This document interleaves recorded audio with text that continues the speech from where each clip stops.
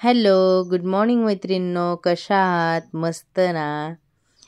तर आज पहा मी काय बनवतीये. आज मी घेतलेली मोड आलेली मटकी आणि मोड आलेली मटकी घेतली आहे. त्यासाठी मी घेतलेत एक कांदा, एक टमॅटो. तर टमॅटो मी संपूर्ण नाही घालणार, मी अर्धाच घेणार आहे, अर्धा ठेवून देणार आहे आणि अर्धा घेतला आहे तो छोटे छोटे त्याचे तुकडे करून घेणार आहे. आणि राहिला कांदा, तर कांद्यालाही मी कट करून त्याचेही छोटे छोटे तुकडे बनवून घेणार आहे. मैत्रिणींनो, तुम्ही माझा व्हिडिओ पाहताय ना? व्हिडिओ पाहत जा. एक लाईक, एक कमेंट, सबस्क्राईब आणि शेअर आवर्जून करा. आणि नक्कीच हा व्हिडिओ कोठून पाहताय तेही कमेंट बॉक्समध्ये सांगा. आज मी मोड आलेल्या मटकीची भाजी करते आहे. मोड आलेल्या मटकीची भाजी ही तुम्ही खूप वेगवेगळ्या पद्धतीत करू शकता. कोणी हिरव्या मिरचीत करीन, कोणी सुकी करीन, कोणी मसाल्यामध्ये करीन, कोणी तर्रीदार चटकमटक भाजी करण, कोणी उसळ करण, म्हणून त्या प्रकारची करता येते.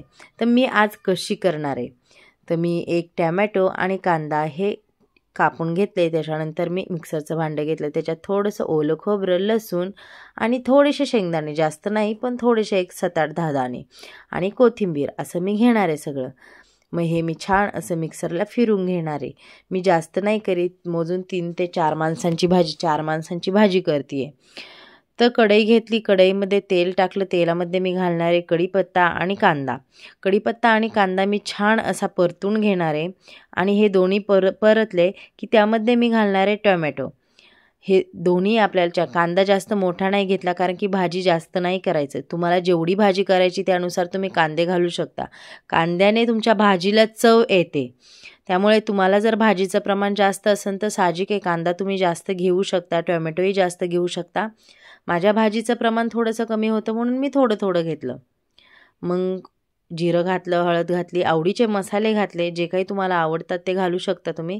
मग मी माझ्या आवडीचे मसाले घालून घेतले आणि मसाले मी छान परतले. त्यानंतर मी त्यामध्ये मटकी घातलेली आहे.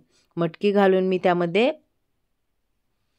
घालून मी मटकी छान अशी परतून घेतली, कारण की मटकी ही तेलामध्ये, मसाल्यामध्ये परतली की एक तिचा सुगंध, एक वास खूप छान येतो. भिजवलेली मटकी असते, मोड यायला ठेवलेली असते, त्यामुळे तिला स्वच्छ पाण्याने आधी छान धुवून घेतली की मसाल्यात परतून घ्यायची. त्यानंतर मी घातले कोथिंबीर आणि मीठ.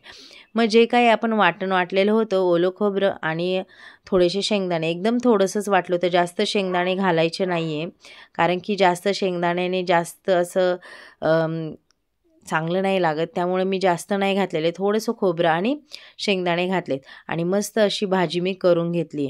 त्यानंतर तुम्हाला जेवढं असं पाणी लागेल तेवढं तुम्ही घालू शकता, पण जेवढं तुमच्या भाजीचा अंदाज असेल. साहजिक आहे मी 3 ते 4 माणसांना करते, जास्त काही भाजी लागत नाही मला, एवढं खूप झालं. मग त्यावर मी ठेवणार आहे झाकण आणि एक 5 ते 10 मिनिटांनी, 10 मिनिटांनी पुन्हा चेक करणार आहे. तर आपली मटकी शिजलेली होती, छान अशी झालेली होती. मटकीची भाजी एकदम छान तर्रीदार, रस्सेदार झालेली होती. थोडीशी पातळ दिसते म्हणून मी थोडीशी अटवून घेणार आहे तिला. त्यानंतर आपली भाजी रेडी. कशी वाटली, आवडली की नाही आवर्जून सांगा. एक लाईक, कमेंट, शेअर आणि सबस्क्राईब सांगा. पुन्हा भेटूया नवीन व्हिडिओसोबत आपण. बाय.